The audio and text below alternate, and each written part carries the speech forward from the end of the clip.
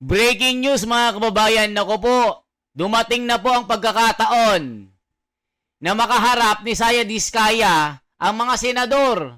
Dito po mga kababayan, maiyak-iyak si Sara Diskaya at talagang ginisa ng mga senador. Lalong-lalo na po si Senador Marcoleta. Nawala po yung yabang at pagkakupal ng mga Diskaya. Ito po mga kababayan, panoorin po natin kung paano po mautal-utal at todo tanggi itong si Sara Diskaya na hindi raw yumaman sa DPWH at talagang hindi masagot-sagot yung mga tanong. Nako mga kababayan, Napoles 2. Kukumpiskahin ang kanyang mga ari-arian at isa sa uli sa gobyerno. Mga kababayan, ito na po. Panoorin po natin. Madam Diskaya, Sara, it is common knowledge that you own 9 companies, namely St. Gerard, St. Timothy, Alpha and Omega, Elite General Contractor and Development Corporation, St. Matthew, Great Pacific Builders, YPR General Contractor, Amethyst Horizon Builders, and Waymaker OPC. Am I correct? Yes po. Hanggang ngayon, up to now, you own these 9 construction companies? Yes po. All right. Since you started securing contracts from the DPWH, since kailan kayo nag-umpisa? 2012? DPWH? Yes. Yes po, 2012. Pag-usapan muna natin yung 2022 hanggang 2025. Ilan na po yung naging projects nyo sa DPWH? Marami na po. Ilan nga? I don't Mahigit have the figure. 400? Mahigit 500? Within the span of 3 years. I don't have the figures po. Estimate lang po, ballpark Give me a figure. ballpark figure. Siguro po mga 400 ganun. I'm not Siguro. I'm really not sure. Okay. I don't have the figures with me. Sa loob na, sa bawat taon, ilang bidding ang sinasalihan mo? Mag-Vicks Inhaler for fast relief mula sa O yan mga kababayan, natanggal po yung yabang niya. Mautal-utal ngayon. Giyabang pa more, flex pa more. Ngayon, ito na yung araw ng paniningil ng mga Pilipino. Ito na yung the time of reckoning na sinasabi ni Tatay Digong. Maraming namatay na mga Pilipino, maraming nagdusa. Ngayon po, ito na. Mga kababayan, ang panggigisa sa Senado. Grabe ang mga comment. Ano masasabi nyo po? Diskaya is invited there, but she didn't brought any documents that help refute their claims. Wala ka ng lusot dyan, Diskaya. Kung ako sa'yo, magsasabi na ako ng katotohanan. Baka magaya ka kay Napoles na siya lang nakulong. Yan, umamin ka na. Para hindi ka maging second Napoles. Mga kababayan, para hindi ka maging second Napoles, umamin ka na. Diyos ko po, baka makulong ka na ikaw lang ang makukulong. Tignan mo si Napoles, nakulong. Hindi nakulong yung mga korap na mga politiko na naging single out lang ito. Mga kababayan, kaya ngayon pa lang Diskaya, aminin mo na meron kang mga kasamang mga politiko. Sino yung mga nakakatanggap na mga porsyento para makuha mo itong mga bidding na ito at ipanalo ang iyong mga kumpanya ng kontraktor. Bilyon-bilyon mga kababayan, siyam na kumpanya ay ang kanyang pag-aari.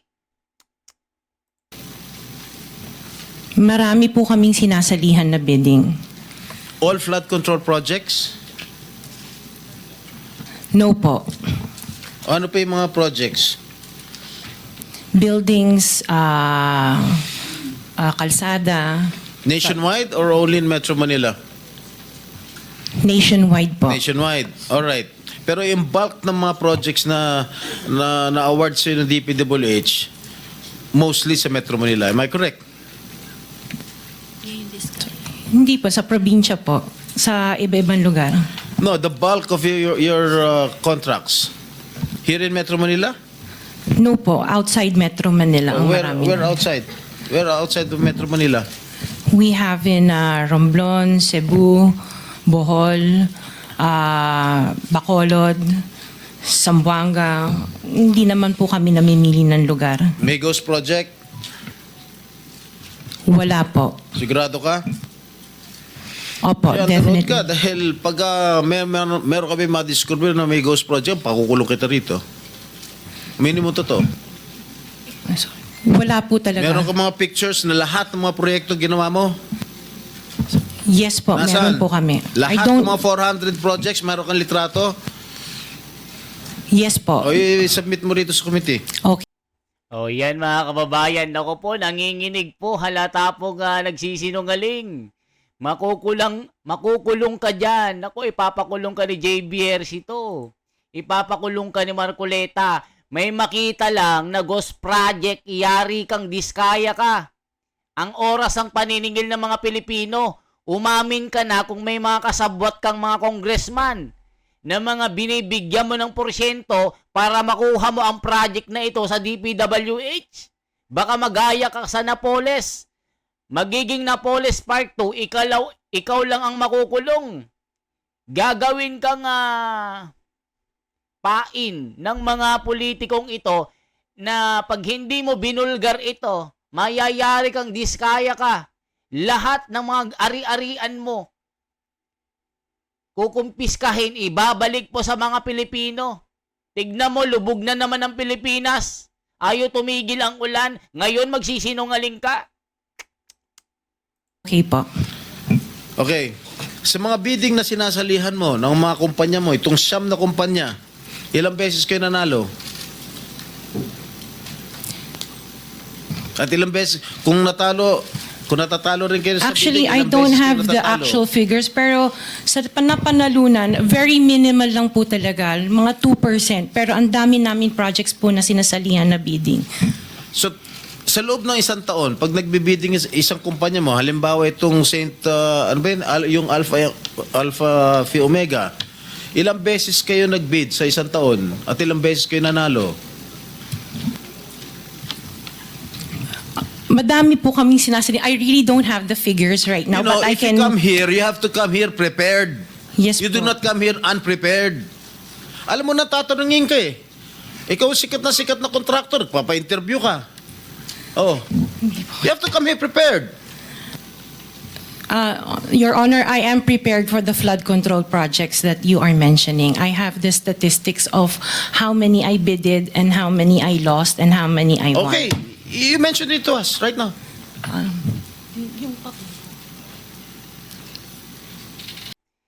Nako po, mga kababayan, yan ang iniaantay ng mga Pilipino. Gisain itong diskaya na ito na sobrang yaman. Nag-flex ng mga kayamanan sa social media. Tapos ngayon, hindi siya preparado sa ginagawang investigasyon na ito. Gisain mo ng gisain. Nang makabawi naman tayo. Napakayabang nung nag-flex ng kayamanan, sports car, may champagne pa. May sariling school sa loob, may sariling disco, yung mga sports car niya, pati pa yung namamahalin. Ngayon, hindi ka preparado sa investigasyon na ito, ipakulong mo yan. Ang daming namayapa na maalam na mga Pilipino, mga kababayan. Maraming na maalam na mga Pilipino. Dahil po sa ginawa nila. Tapos ganito lang po ang mangyayari. Magsisinungaling pa. Hindi pa sasagot ng maayos. Mga kababayan, makisama tayo dito sa investigasyon na ito. Ipakita natin na nagkakaisa tayo. Ngayon, ipakita mo yung yabang mo. Na pati mga display, 7 million. Isang kotse, 37 million. Samantalang yung mga Pilipino, tayo po lubog sa baha. Nagkasakit ng leptospirosis. Walang pang pa-hospital. walang makain, naasa sa tupad, naasa sa mga evacuation center, samantalang kayo, steak ang kinakain nyo. Mahiya naman kayo. Kaya umamin ka na. Baka magaya ka kay Napoles. Naiiyak po ako mga kababayan. Tuloy natin. You are asking her to relate the 400. No, Parang mahirap naman yata. hindi. 400. In 2022, I bidded for 491 projects. This is just for the flood control, Your Honor. How many projects for 491. 491. I joined the bidding. Po. Oh. This is in 2022. I only got 71 projects from the 491 na sinalinan ko po. 71 only. How many companies? Itong This is sum? just for Alpha and Omega Oh, po. what about the other companies? What about the other 8 remaining companies that you own? I don't have the statistics Oh. for that because I was only called as Alpha Wait, and Omega. You admitted earlier when I asked you if you own these 9 companies and you answered in the affirmative. Right now I'm asking you kung ilan yung 71 71 flood control projects na napanalunan ninyo. Now you're only speaking in behalf of Alpha Phi Omega. Kanina sinabi mo ikaw may-ari ng Siam. Why can't you answer in behalf of the 8 remaining companies? Kasi po, yun lang yung na-prepare po namin for today's hearing. Oh, what about the representative of the other construction companies? Itong si Rimando. Oh, how many? You're representing St. Timothy. Good morning po, Mr. Chairman. For St. Timothy Construction po, we have 145 projects. Flood control projects. Yes, Mr. Chair. Since Since 2022, up to the present as we speak, 122. 145. Excuse me? 145, Mr. Napanalunan ang na-award sa inyo 145 flood control projects. Yes, sir. Napanalunan niyo 'yan. Yes, Mr. Chair. So, all in all, dun sa 8 companies, ilan? Dun sa 9 companies, hindi nyo alam? Out of the 400, maybe, who can answer my question from the DPWH? Grabe mga kababayan, 491 na projects po. Ilang billion po yan. Baka umabot po ng trilyones ang nakulimbat ng mga diskayang ito. Isa pa lang na kontraktor na company na ito. Siyam na kumpanya, iisa ang may-ari. Grabe mga kababayan. Diskaya is invited. But she didn't brought any documents. Grabe ito mga kababayan ko. Nakakaiyak po talaga. Ulitin natin ha. Maybe they have the records there. Mr. Chair, with the Just indulgence for of the the SP record- Pro Temp, Yeah.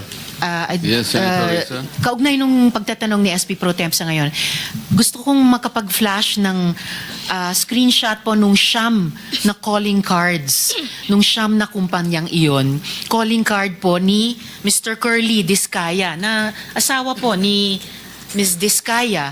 So, mag-asawa po, dapat alam po nila in greater detail itong mga kumpanyang ito. Ito po, Mr. Chair, SP Pro Temp. Siyam na calling cards nung siyam na kumpanya, lahat sa pangalan ni Pacifico o Curly Discaya. So, dapat po mas alam po, both ni Ms. Sara Discaya at Ms. Roma Discaya Rimando ang mga detalye na tinatanong ni SP Pro Temp. Salamat, Mr. Chair, Thank you, at SP thank Pro you, Temp. Senator Risa. Okay, for the record, yung may-ari ng St. Gerard Construction, nandun yung pangalan ng asawa mo, Pacifico Discaya. Okay? Doon sa St. Timothy, sino may-ari ng St. Timothy? Ikaw si Rimando, no? Kamag-anak mo si Discaya, correct? Sabi mo, pamangkin mo. Tama? And who is this Maritoni Miligrito, the owner of Elite General Contractor. Who is this? Answer. Pinsan ko po, Mr. Chair. From the left pocket to the right pocket. St. Matthew. Nandito yung asawa mo, Pacifico Discaya. Great Pacific. Oh, ikaw, nandyan ang pangalan mo, oh. Si Sarah Rowena Discaya.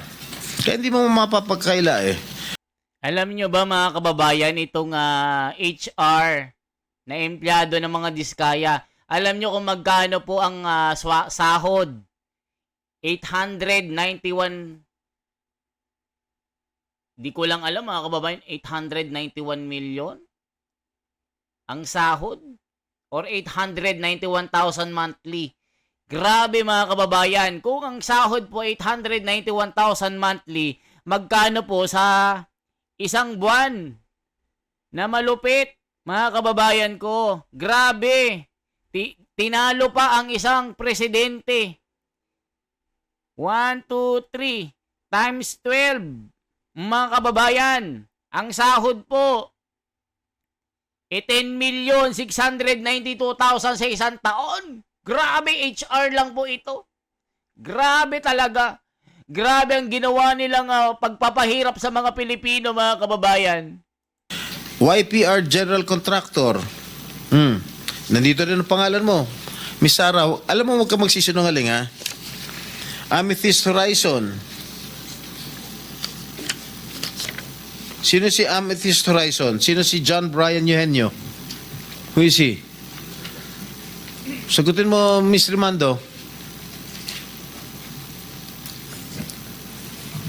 I didn't know, Mr. Chair. Madam Sarah.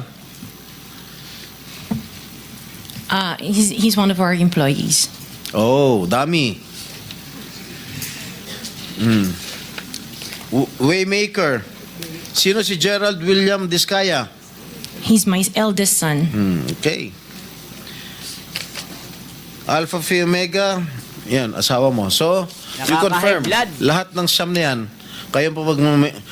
ikaw ang may-ari. Tama?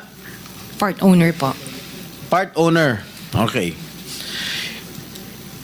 Kaya nyo ba talaga pagsabay-sabayin yung mga construction, mga proyekto ninyo? Paano nyo nagagawa ito? Yes po, we have sufficient employees naman that can carry out and execute the project. Okay, ilan ba yung mga empleyado ninyo? Teenagers are building businesses with AI. Grabe, while mga the only kababayan, AI you know no? is ChatGPT. Ano masasabi nyo dito? Nako, pinagpapawisan si Diskaya dito. Talagang, eto na mga kababayan, ang matinding korupsyon na bumabalot po sa ating bayan. Ito po ang kanilang ginawang pagpatay sa mga Pilipino sa pamamagitan ng kanilang pagnanakaw. Ang tindi. Talaga nga, nakakaiyak. Nakakaiyak po talaga ito mga kababayan. Anong masasabi nyo dito? Kayo na pong mag-react dyan. Talagang nakakaiyak po mga kababayan. Talagang ito na talaga. Naglalabasan na po ang katotohanan. In the office po, mga 200 plus. Sabay-sabay kayong naawardan ng kontrata ng DPWH. Alam mo, nakakapagtaka dahil kayo lagi nakakuha ng DPWH contracts, ha? Sino ba talaga sa DPWH ang nagbibigay sa inyo listahan ng mga projects for bidding? Turo mo na. Wala po akong knowledge po. Talaga? Ba't Yes, nakakapagtaka dahil yung siyam na construction companies nyo, yun ang laging favored, kumbaga, sa bidding. Kumbaga mga kababayan, bakit sila lagi yung nananalo? Ibig sabihin mga kababayan, meron na pong kumpas nung kanyang connection. Halimbawa po si yung isang congressman, may contact po dito sa DPWH. Tatawagan ngayon ni congressman, Director, engineer, Nandito na yung Diskaya. Lista mo na yan. Ito na yung panalo. Malaki yung malaki yung, sabi nyo, boss, ang ipanalo natin, ipanalo mo yung mga Diskaya, ha? Mukhang mas mataas magbigay ito kaysa kay sa X1. Tiba-tiba tayo, engineer. O sabihin mo si director dyan, DPWH, ibasura mo na lahat ng mga nandyan ng mga kontraktor. Nandito yung Diskaya. Tiba-tiba tayo. Sabi naman ng director, yes, boss. Approve yan, approve. Diskaya na ang ilagay natin na panalo. Tinawagan naman ni Ungas yung yung engineer. Sabi niya, engineer. Diskaya na ang panalo dito, Diskaya na. Sabi naman ng Ungas na engineer doon sa director, sige po. Magkano ba ang atin? Magkano? Daw, mas malaki daw ang bigay ni Diskaya kaysa sa Yari na! Yes, tiba na! Bar na, casino na! Mamili na ng sports car! Yari na! Bilyonaryo na tayo! Mga Diskaya naman, tinawagan ni congressman,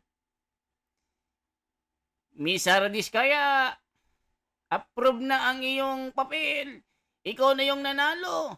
Sabi naman ni Diskaya, really? Ni Pacific ko. Really? Yehey! Another car is sports car. Bentley, 37 million. Every month, I buy a lot of luxury cars. Ako, yari na. Ganyan po ang mga kalakaran po, mga kababayan. Hindi. Kasi ang balita ko, isa kayo sa mga una nakakita at nakakapili ng mga projects. Bago pa mabuo ang National Expenditure Program, yung tinatawag natin na NEP. Parang menu lang sa restaurant na nakaka-order kayo kagad. Sino ang point person nyo sa DPWH na nagbibigay sa inyo ng informasyon na ito, para sa inyo, ito, para sa kanya? Sino? Sir, wala po akong nakakausap po. Wala kang kilala sa DPWH. Wala po. Talaga? Hindi kami maniniwala niyan, wala kayong kilala sa DPWH. Meron ako yung mga engineer, yung mga district engineers Yun mga pala. Sino ang mga district engineer na nakilala mo? pero hindi po sila nagbibigay ng project po sa akin. At tinatanong ko, wala naman ako sinasabi sa'yo kung nagbibigay sila ng project, sino ang kakilala mo sa DPWH? Kanta na. Sila mga DE po. DE Yeah, okay. ng Sabi mo, sino? teka sandali. DE ng Laguna, O, sino DE nga? ng Banggitin mo yung pangalan. I can't remember their names. Pangalanan mo na. Kung hindi mo gustong magaya ka, kay Napoles, pangalanan mo na. Hiya-hiya ka pa. Dami mo ng connection pala. Kasi I don't transact on Okay, behalf of the DE ng companies. Laguna, sino pa? DE ng Bulacan, DE ng... Is he here? Nandito ba?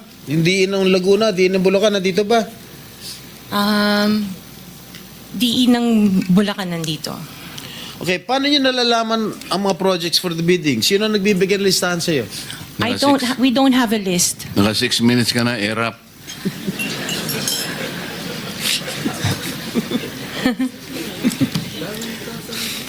Okay, I sige, don't sige. have a list po. For us, it's not just about making O yan mga kababayan na nakita nyo po. Takot na takot po na pangalanan ang mga DE. Ano bang ibig sabihin ng DE mga kababayan? Ako'y naguguluhan. DE sila ng DE. Ano ba ito? The DE of the... Ano ito mga kababayan? Department of Public Works and Highways. Anong ibig sabihin ng DE? Ito, nalilito ako sa DE mga kababayan eh. I-comment nyo nga po anong meaning po ng DE para maliwanag po. DE sila ng DE. Ito ba yung mga Department of Engineering, mga kababayan ng DPWH? I-comment nyo nga po para po maliwanag po ito. Grabe ito mga kababayan. nakakawindang po ng mga balitang ito. O ito po, ulitin natin ha. Nakakawindang po ano. DE ng Bulacan, DE ng... Is he here? Nandito ba? Hindi ng Laguna, di ng Bulacan, nandito ba? DE ng Bulacan nandito. Okay, paano nyo nalalaman ang mga projects for the bidding? Sino ang nagbibigay ng listahan sa'yo? We don't have a list. Naka 6 minutes ka na, erap.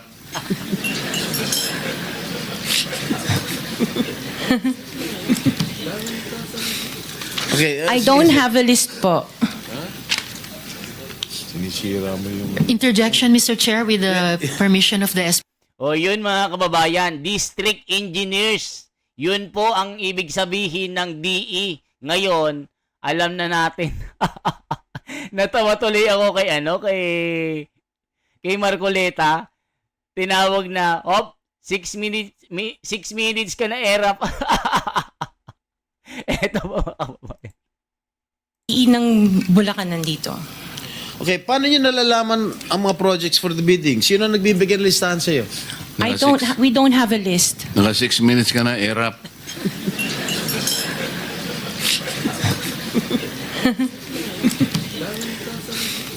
Okay, I don't have a list po. Sinisira mo yung... Interjection, Mr. Chair, with the permission of the SP Pro Temp. Okay. On the DPWH na binanggit po niya, Mr. Chair. Okay, it's okay.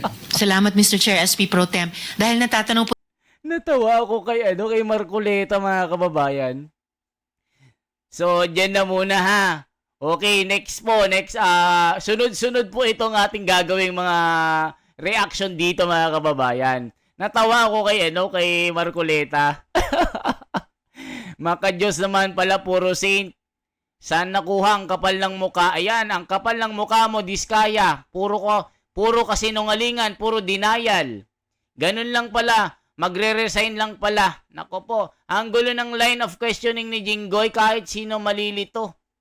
Ayan, siguro direct to the point na, Jinggoy. Sabihin mo, ano ang connection mo? Magbigay ka ng mga pangalan na district engineers dito. Huwag idaan sa pasigaw-sigaw. Bakit hindi pwede? Sigawan mo. Para makabawi naman tayo. Marcoleta, tama naman ginawa ni Erapsan na question pa ni Marcoleta. Hindi, icebreaker lang yun mga kababayan. Halos lahat. Halos din yata ng flood control sa kanila lahat na punta. Mga kababayan, entire Philippines po ang hawak ni Diskaya. Ano bang masasabi nyo dito? Na nagisa na po ito mga kababayan. Todo tanggi po. In denial po. Nakakabwisit, nakakainit ng ulo mga kababayan. Anong masasabi nyo po? Hindi preparado sa mga tanong ni Jinggoy Itong si Erap Natawa tuloy ako kay Marcoleta. Ang tawanan lahat. O ano masasabi nyo? Isang like po, isang share, at isang subscribe. Sumama po kayo mga kababayan na magandang usapan po ito dahil gisang-gisado itong si Diskaya. Siyam na kumpanya, 491 na bidding siya ang nanalo. At talagang may mga kilalang mga district engineer ito na kanyang kakilala na nagpapanalo ng kanyang mga bidding. Siyempre may politiko dyan, abangan natin. Maraming salamat. Ito po si The Wonders Philippines. Mabuhay po.